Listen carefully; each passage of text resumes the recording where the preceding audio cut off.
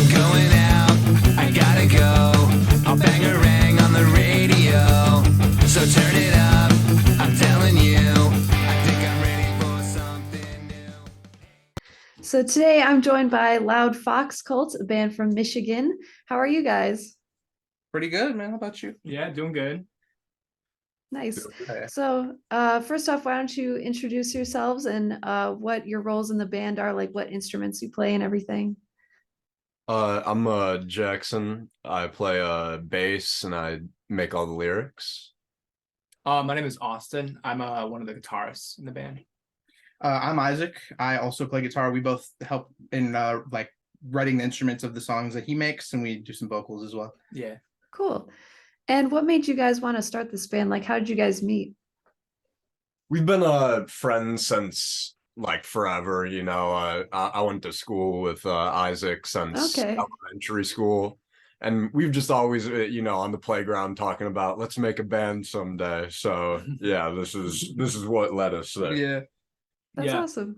We've all known each other since we were kids, and then around the time that we were 13, we started like I remember being in us being in 8th grade. We were all in a chemistry class together, and Cool. we were all like, I remember us sitting together like around a piece of paper trying to write like our first song together, and then all of us like going over Isaac's house and then like getting our first kind of experiences recording, like using like just like GarageBand and like simple cheap mics that we bought for like Yeah. We brought a pizza in celebration of this event. Oh, nice. Jets Detroit pizza. Oh yeah. Oh, dude. cool. God, there's no other way. We're gonna look at that, man. It's beautiful. Awesome. I love it. So what is your favorite kind of pizza? Oh, Jets pizza. Yeah. I like barbecue chicken. That's my thing, to be honest. They hate it though. It doesn't make any Oh, sense. I'm sorry, to me. pepperoni. Pepperoni. Yeah, that's Pepperoni. Yeah, I'm gonna have to go with the classic. Yeah, Yeah. it's a pepperoni. Nice. Yeah. So how did you come up with your band name? Because it's very unique. We literally, to be honest, used the band name generator. Oh, really? Yeah, we were just like, I feel like it was just a lot of focus on like We're like- actually making the songs at that point that we were just like, we'll just kind of Yeah, figure was that something like out. 9th or 10th grade where we made LoudFoxCult the name? I think it was 9th grade. I feel like earlier, honestly, like at the beginning of high school, I think. yeah, ninth yeah. grade.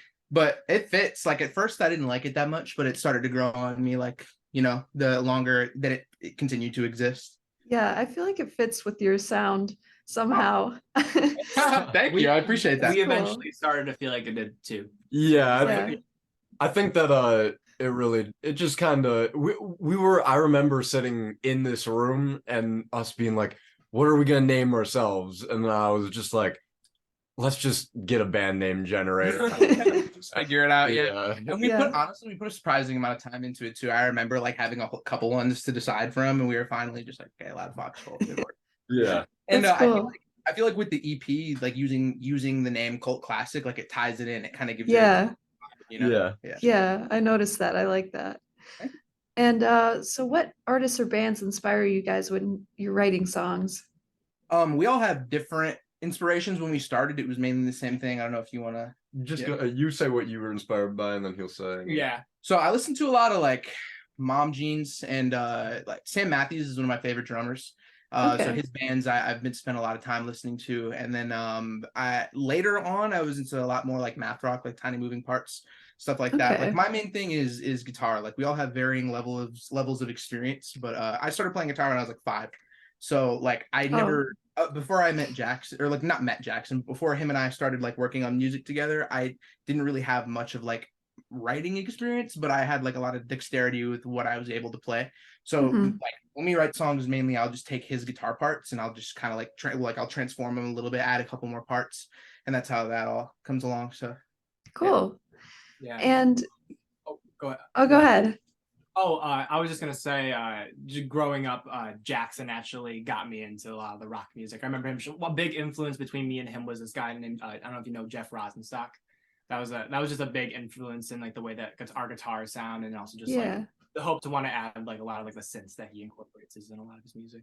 Yeah, Cool. and then I'd say like recently with like our new album, we wanted to like take our production up to the next step. So we were looking at bands like Jimmy Eat World and Yeah. yeah, stuff like that. Just stuff with like a little bit cleaner production, I Yeah, guess. pop your punk. Yeah. Cool.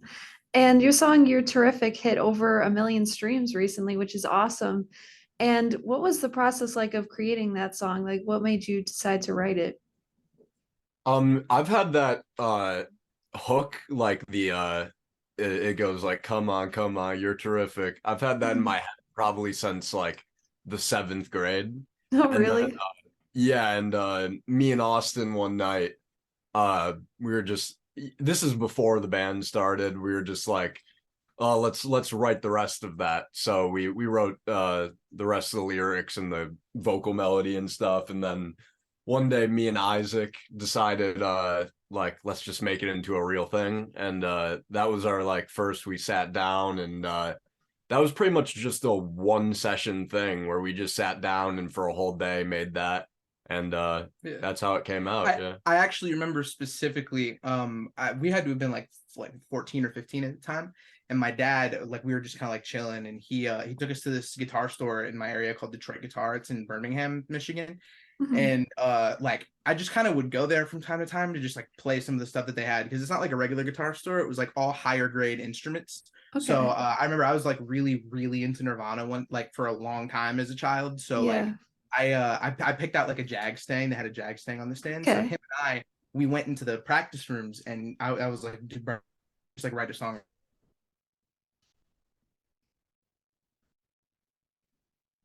The type of music I listened to when I made it originally, I was like, this kind of sounds like some dad rock to me. Like, I really hated it, but like genuinely, I did not like it at all. But he persuaded me to finish it, and then we recorded it. We put it out, and literally it just kind of like was going around our friends for a little bit, and we didn't, I personally didn't know how it was going to do. I didn't expect much from it, but it just got caught by Discover Weekly one day, and then that's how we ended up where we were. That's so cool. So that song, you also created a guitar tutorial for that, right? Yeah, I So, did. Yeah. what made you decide to do that? Like, is that something you wish some of your favorite artists would do? Yeah, some of our favorite artists do it. Like Can't Swim, they posted for their new album, they posted a couple of guitar tutorials. Maybe I don't know which one it was, but it was definitely Me Versus All of Y'all. They posted that one. I thought that was pretty cool. But Okay. I have an editor friend that I literally met on Omegle like a long time ago, just because I Okay. wanted to edit video for me. And he was the first person I came across, and I was just like, hey bro, you know how to edit video? And he's like, yeah bro, I got you for free. So Oh, cool. just ended up developing a friendship over that, and I wanted to come up with some more content ideas besides just like putting music out or like writing new songs or posting TikToks, whatever. Like, I wanted to Yeah. do something that maybe could potentially do a little better on YouTube. So I was like, hey, the song has some attention, maybe if we made a tutorial for it, it would be pretty cool. So Yeah. we just put it together pretty quick. It was dope. Yeah, I think that's definitely a creative idea, and I like that. So you're releasing a music video for your song "Losing Focus" soon. So is there anything you could say about that right now? I'd say so we went to Massachusetts to record the EP called Classic, and Salvi actually ended up living right next to where we went to record. He's Pure coincidence. He's the guy that he met on Omegle that recorded that did Okay. That the editing for us for the tutorial. Yeah, and so we just met up with him, and he has this like I don't know what kind of camera it was. It's an old Yeah, VHS. yeah, VHS camcorder, yeah. It's got like tape on the side of it. It is, kinda. yeah, Okay. yeah. You know. And yeah, no, we just every day would go do something, or like, or be in the studio, and he'd take some video. So it's like just like a mashup of our whole time there, pretty much. And Okay. yeah, no, it's just, what I mean. Yeah, and a little spoiler, I won't give away too much, but because we're still working on like working out the kinks a little bit, and we're posting it, but it's in honor of You're Terrific coming out. So I used to have like really long hair. If you saw some of the Yeah, I did see that. yeah, so that was like a part of my life for like a really long time. Like, I have had long hair since I was in like middle school, and I just wanted to do something like kind of shocking for the video, or like change it up a little bit. So we shaved my head, and that's like the main premise. Yeah, it's like me losing all my hair. Yeah. Yeah, that'd be a big change. It was very strange. I was bald, and a couple other things happened, and I was like, damn, this is weird. Yeah. So, what is your favorite song that you've released so far? Let's all I three think we go. all have different Yeah, ones. 3, 2. No, Oh, no, no, no, just- yeah, you just go go. first. Okay. I thought we were gonna be unanimous. For me, personally, I think it'd have to be obviously Losing Focus, or the one that I feel like doesn't get as much attention that I really love is Only Glow. That one's my personal favorite. Yeah.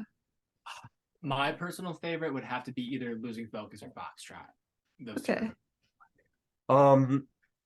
You know, I'd say Only Glow, but to be different, I'd say Letterman is really great, and also I'm just still proud of, you know, how You're Terrific is done, and like how much fun we had making it. So yeah, either Yeah.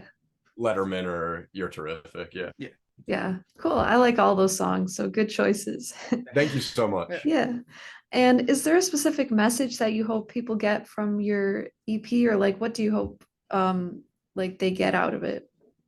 I just a lot of the songs, pretty much all of them, are just about like you know, we're still pretty young, and it's just about kind of going from childhood to adulthood, and how weird those feelings can be. So I just hope that like I don't know, people can take that and like know they're not alone in those feelings, pretty much. Because I know that it's a turbulent time, you know, like, and you think that you're the only one feeling that way, but I just want people to know that they're not, you know. So Yeah, that's definitely a good message. I like that.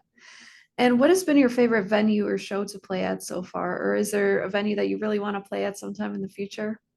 That's a very tricky question. So unfortunately, as much as it sucks to say, we haven't been able to like play any shows really yet. We don't have a Okay. drummer. We've been kind of looking for one for a while, but when we went and did our studio time, our technician Steve Alperta from Kennedy Studios, he Mhm. did all the drums on our project. So we've been working with some people. We're trying to put some sets together to play a show, and we're planning on moving in with each other like within the next couple months. So that'll give us a lot of time and space to be able to practice and get ready to do all that kind of stuff. yeah, and Okay. I'd say like probably a venue that I've seen so many shows, and we've all seen a lot of shows there at the Loving Touch. Yeah. That's would be like nice, yeah. yeah, just like it's not like the biggest venue or anything, but it's just like I've been there since I was a kid, and if I Yeah. could play there, that would Yeah. just be so Yeah. sick. A lot of our favorite bands have pulled through there. So. Yeah. Okay, cool. Nice. And if you could collaborate with any artist or band, who would you choose? You go first. So one collaboration that I've always wanted was Sam Mathys. I was talking about him earlier.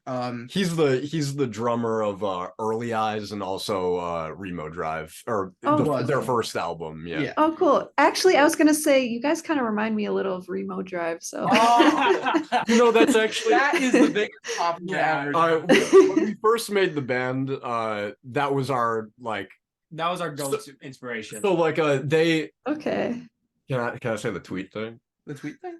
No. We'll talk about Sam first. Yeah, I'm so talk bored. about Sam. Chad, and- you want me to tell the whole story Yeah. about how this happened? Well, I'm so bored. Yeah, I'm Yeah, so bored. Okay, yeah. so basically, like I have looked up to that band, especially in the Greatest Hits era, for a super long time. Like that was like I would listen to that album every single day. Like I absolutely loved Sam, and I had a goal. Like Sam specifically, his drums were really, really intriguing to me, and I Yeah. always had like I told myself always like one day I want to be able to collaborate with one of them like so bad.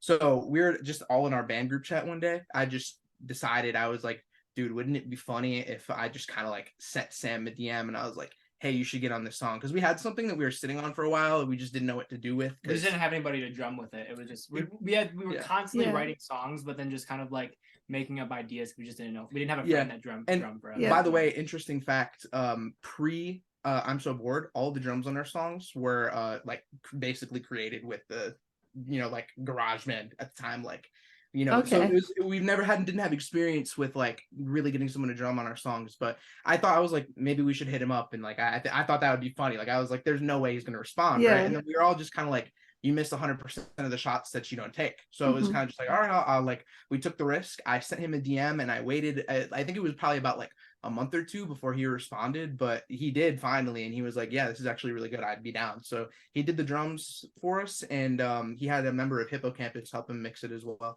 So it Oh, was that's really- awesome. It was a Yeah. cool experience. That's something that I never thought would ever happen. Yeah. And Yeah. especially 'cause we were like 16 and 17 when he did that for us, and so Yeah. it was just a very cool like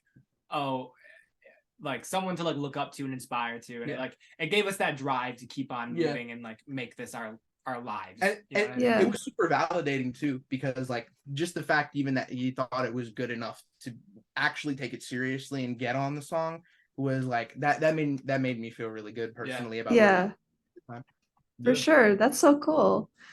Yeah. And Sorry. no, go ahead. Really, one of my like me and Austin, like we were saying, our biggest like inspiration is Jeff Rosenstock. I'd love to work with him one day. Yeah. He's Yeah. just like a legend in the DIY scene and stuff. So I'd, even not even just to play a show with him or something would just be everything. It would be to me. legend. It would. Yeah. I would feel very accomplished. Oh yeah. Yeah. Cool. And are there any bands who you've been listening to recently that you would recommend? Oh. Mm. So we have a playlist attached to our Spotify on our band. By the way, our band name obviously we know, but it's LoudFoxCult if you want to find it. Playlist is called LFC and Friends. It's multiple bands either that we have like encountered or spoken to somehow on social media, or that we just like that are a little bit like on the smaller side, probably bigger than us still, obviously, but like we would like them to get more attention. So for me personally, one of my favorite bands recently has been I Hate It Too. They have this album that they put out called Sun Machine, I think in like 2020. My favorite songs off there are Into the Deep, Black Sea, and Soul Searching in Me. It was really, really good. Those are my favorites.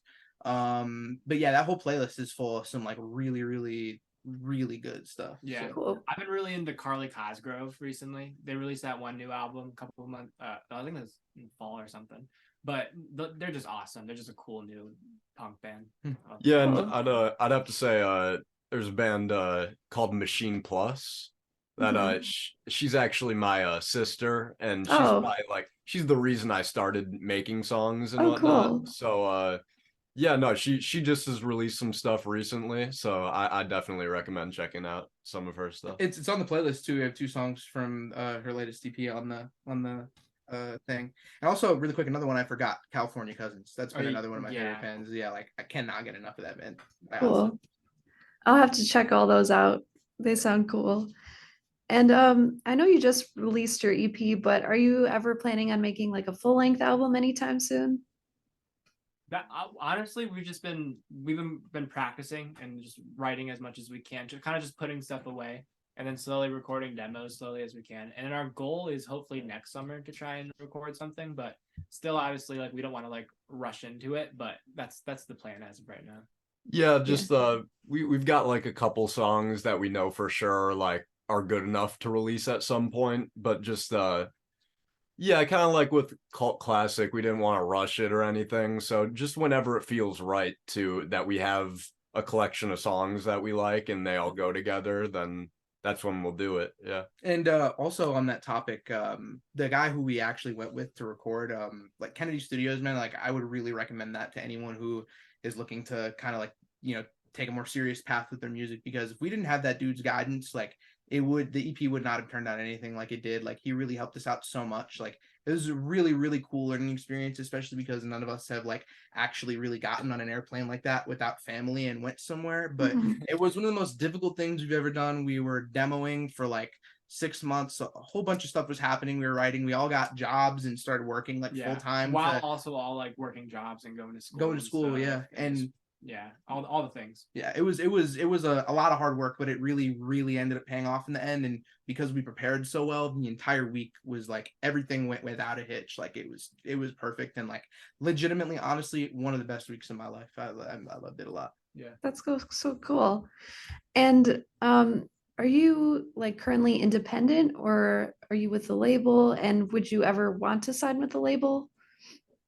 Oh, we've talked about it before. It would have to. We're independent right now, and if we got like an offer that was like we really like we were fans of people on that record label beforehand and stuff, but I don't know. We just don't want to be like held down to any release dates or any lose any creative control. Yeah. So it would, Right. if we did, it would just have to be like we'd still have 100% freedom of what we want to do. Yeah. Yeah.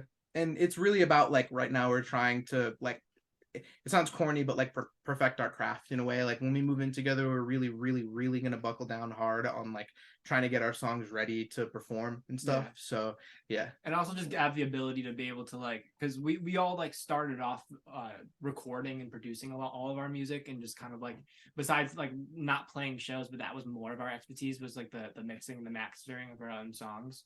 And so hopefully with like moving into the new house, we'll be able to kind of like get to the point where we can just record our own music and just release it. Yeah, like hone in on our musicianship. Yeah. Right. Yeah, that definitely makes sense. And have there been any like challenges when you were recording this EP that, or like any lessons that you've learned from that you'll take for your future songs? I'd say personally, I mean, with going there and you know, I'd just say like at least for me, I'm not, you know, the best bass player or anything. So I just you know, next time I'm gonna be a little bit more adept in my playing and like all the songs and whatnot, because once you get to the studio and maybe I remember specifically I had to call Isaac in for the chorus of our song Foxtrot. I was just like completely stuck. I was like, and I remember sitting with Steve and I was just like, yeah, I'm gonna go get Isaac. And yeah, no, yeah. So just being I think we came really prepared, but at the same time, just becoming more adept in our playing and stuff would definitely help. And I don't think there was any like creatively, like obviously we have our like disputes and whatnot, but Yeah. I think that it all kind of came along to make the best project it could possibly make. You know, we're never just okay with it being just all right. So Yeah. I think we all keep each other on check quality wise. Exactly. Yeah, definitely. And the best part about having someone like Steve too is that he was really honest with us. So like every once in a while, it just becomes kind of like overwhelming sometimes, because when you have so many different like ideas for different songs going at the same time, and you're kind of like trying to implement everything, like it gets a little fuzzy. So sometimes you might even like, you know, you're going to record and you just like will play something that just like low-key doesn't sound right, and you don't even notice it just because you've been so overwhelmed. And Yeah. he's the person to point out like, hey, maybe we should try this, and like he'll be able to kind of guide you without wasting too much time, and like he'll just keep everything like super tight together. Yeah. Mhm. Yeah, also just like the whole experience there. We've never like we've done everything that we could with the bare minimum equipment. And Yeah. now we were all of a sudden like living a week in like a studio with like hundreds of thousands of dollars of equipment surrounding us. And it was a really good like learning experience for all of us to be able to just go around and just like, you know, play around with all the mixing boards that he had there, and just kind of like be in the studio and really feel like I don't know, just like professional with it, and not like we're Yeah. in our bedroom with our little like crap Right. and guitars. That's the first time that it really, in my opinion, felt real. Like Yeah. it felt really real, because we, like I said, we really did put in so much work for that to happen. But if I had anything that I would like to change or address more, is that I would say something that is really important to me is like those finishing touches that come like right before the song ends. So like, for Yeah. example, like You're Terrific, that literally like we were really bad with deadlines a long time ago. Like we never met him. We still are. Well, yeah, but at least with this one, we picked one and we finally committed. Like Yeah. that's something that I've always wanted to do. And Yeah. I've always also wanted to put something out that was more than just one song. Like that's kind of annoying, just single after single after single. So Yeah. EP was kind of like our first attempt at like getting something like serious out. And yeah, so like You're Terrific, like I was saying, like on that last day, because we told everyone the song was coming out on, I think it was my birthday, right? I don't remember. Yeah. It was definitely like months before it Yeah. came Yeah. out. So for my memory, it was like my birthday is October 12th. It came out on my birthday, and then it ended up on Spotify, I think, on Halloween.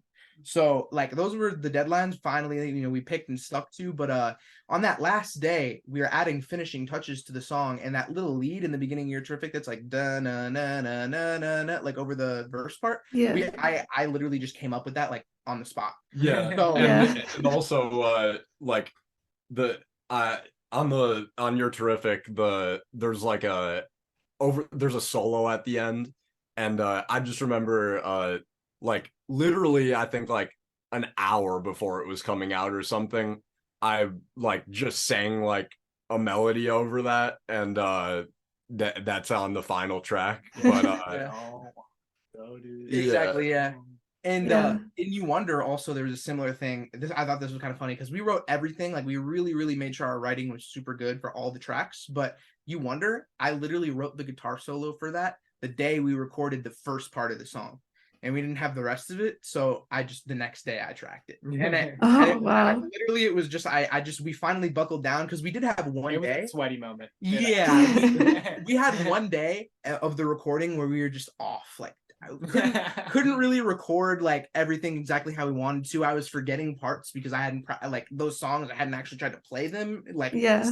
finished writing them. So it was just like I got there and Steve kind of was like at the end of the day when we were recording, right? So I was like, okay, I really got to get it together. Yeah. So we all buckled down. We took different practice rooms and we just spent hours just hashing everything out and making sure we had it ready for the next day. So if I could say anything, I would say next time I want to give us like a couple days more afterwards so we can really like kill it with everything. Because if you listen to the EP, you'll notice that like Losing Focus definitely sounds the most produced. And the reason why is because when we were figuring out our process, we spent like the first like 3 days, like 2-3 days on that song. 2 days. So yeah, that's why it sounded so good in comparison. Okay. Yeah, That makes sense. I'd just say definitely like the next time we do it, a big thing is just giving ourselves more time, and because we were always like we'd finish something and then we'd still have ideas in our head of what we wanted to put, like maybe some feedback at a certain part or something, and then we finally got to the point where we finished everything and we had about 2 hours to do the little stuff, you know what I mean? So Right. you just next time, hopefully a little bit more time. And also Yeah. just to be able to like actually, before we go record something in a studio, practice them all live and have them all written and done live before we go produce them. Because we would Yeah. demo them and we would just demo all the parts on our own, like you know, on Logic, like at home. Yeah. We were actually sitting with like our pedals and like a drummer and like getting the real full, like we have like a kind of an understanding of what the songs were going to sound like before going to the studio. Yeah, we were more focused Yeah. on the writing and the performance at the time, basically. Okay. Yeah. Well, I'm excited to see you guys finally perform live sometime because I feel like your music, it gives me the vibe that it would sound great live. So Thank you. Appreciate it. Yeah. No, that's our biggest. That's our we're working right now. When when we finally get on stage and we can just give that experience to people, that'll really, for me, feel like when it's like 100%. Yeah. The whole podcast is invited, man. Come through. Yeah. Sounds free good. tickets. Free tickets. Sounds good. And where can our listeners find your music? We're on like every streaming platform pretty much. So mainly the one we focused on the most is Spotify, but we're also on Apple Music, SoundCloud, YouTube, Tidal, whatever, yeah. everything. Yeah. Probably Okay. Yeah, I wouldn't be surprised.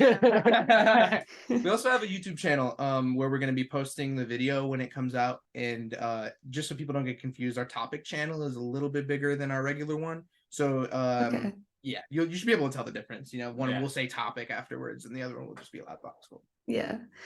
All right. Well, thank you so much, guys, for taking the time to do this interview. I really appreciate it. Thank you. Thank you for having us. Yeah, Thank Yeah, you. this was a lot of fun. All Yeah. right. Have a good one, guys. Oh, You yeah. too. Appreciate it. Thank you. Thank you. Yeah. Appreciate it. Hey, hello, it's nice to meet ya. Hey, come in and have a slice of pizza. Hey, hello, it's nice to meet ya. Hey, come in and have a slice of pizza.